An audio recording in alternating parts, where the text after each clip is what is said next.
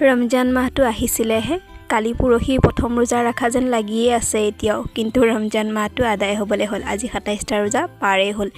চকুৰ পলকত যে দিনবোৰ পাৰ হৈছে সঁচা কথা ক'ব গ'লে মই গোটেই বছৰটো অপেক্ষাত থাকোঁ যে ৰমজান মাহটো কেতিয়া আহিব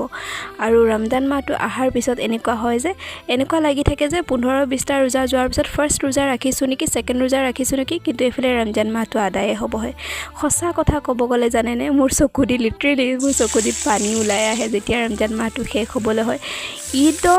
ঈদৰ ফূৰ্তিটো ঠিকেই আছে কিন্তু ঈদটো আহিব গুচি যাব ঈদ কৰি পেলাই আহিবও পাৰো হৈ যাবগৈ কিন্তু ৰমজান মাহটো মানে এনেকুৱা হয় যে গোটেই মাহটো ইমান পটককৈ পাৰ হৈ যায়গৈ আৰু শেষ হোৱাৰ সময়ত যে একদম চকুৰ পানী ওলায় বেলেগৰ নাজানো কিন্তু মোৰ ওলায় মোৰ জানো কেলে ইমান বেয়া লাগে মই গোটেই বছৰটো অপেক্ষা কৰি থাকোঁ ৰমজান মাহটোৰ কাৰণে কিবা এটা ৰহমতৰ দিন ইবাদতৰ দিন বৰকতৰ দিন বৰ ভাল লাগে ৰমজান মাহটো আৰু এইফালে মই ইফতাৰৰ কাৰণে যা যোগাৰ কৰি আছিলোঁ যিহেতু ইফতাৰৰ আগমুহূৰ্তটো এনেকুৱা হয় যে কেনেকৈ সময়কণ পাৰ কৰোঁ ভাবি নাপাওঁ চ' ভাবিলোঁ আজি পাকঘৰতে সময়কণ সদায় কৰোঁ বাৰু পাকঘৰত গতিকে আজি বোলো আপোনালোককো ইফতাৰ বনোৱা ৰেচিপি ভিডিঅ'বোৰ অকণমান শ্বেয়াৰ কৰোঁ আপোনাৰ লগত নিজৰ মনৰ কথাবোৰো শ্বেয়াৰ কৰোঁ আৰু এয়া আজি মই টেষ্টি দাল বনাই আছিলোঁ একদম চিম্পল ৱেত বনাইছিলোঁ কিন্তু টেষ্টি বনাইছিলোঁ লগতে পুৰি বনাইছিলোঁ পকৰি বনাইছিলোঁ পকৰিটো মোৰ ফেভৰেট হয় আৰু দাল পকৰিটো মোৰ ফেভৰেট হয় যিটো নবনালে মোৰ ইফতাৰৰ প্লেটখন যেন আধৰুৱা হৈ আছে তেনেকুৱা লাগে যিমানেই সদায় বনাওঁ বাৰু মই কিন্তু নবনালে যেন আধৰুৱা যেন ফিল হয় জানেনে আৰু এইফালে মই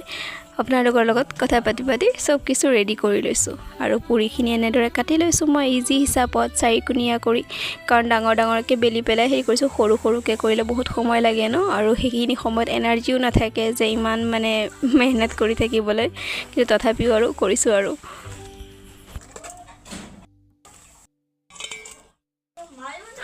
আৰু এইফালে মোৰ অলমষ্ট গোটেইবোৰ হৈ ৰেডি হ'ল বুট ভাজি চব কিছু বনাই পেলাই ৰেডি হ'ল আৰু মই ইফতাৰ ৰেডি কৰি ল'লোঁ আজান দিয়ালৈ অপেক্ষা কৰিছোঁ আৰু আজান দিও দিছিলে মোৰ হাজবেণ্ডে খাই আছিলে মই অকণমান ক্লিপ লৈ লৈছোঁ যাতে মোৰ স্মৃতি হিচাপত মই মানে কেপচাৰ কৰি ৰাখিব পাৰোঁ কেতিয়াবা মোবাইলৰ গেলাৰীৰ পৰা ডিলিট হৈ যাব কিন্তু ফেচবুক ইউটিউবৰ পৰা ডিলিট নহয় আৰু মই কেঁচা বুটটো যে লাষ্টত খাওঁ আৰু খাই যে ইমানেই ভাল পাওঁ আৰু মই খাই আছিলোঁ আৰু দেখিছেনে সকলোবোৰ খাই আজৰি প্লেট খালী হৈ গ'ল যেতিয়া ইফতাৰ কৰোঁ তাৰ আগমুহূৰ্তত চাবচোন আজান দিয়াৰ আগত একদম প্লেটবোৰ ফুলফিল হৈ থাকে কিমান ভাল লাগে ন ইফতাৰৰ পিছত একদম প্লেটবোৰ খালী দেখিছে চেটাত হৈ গৈছে বাই বাই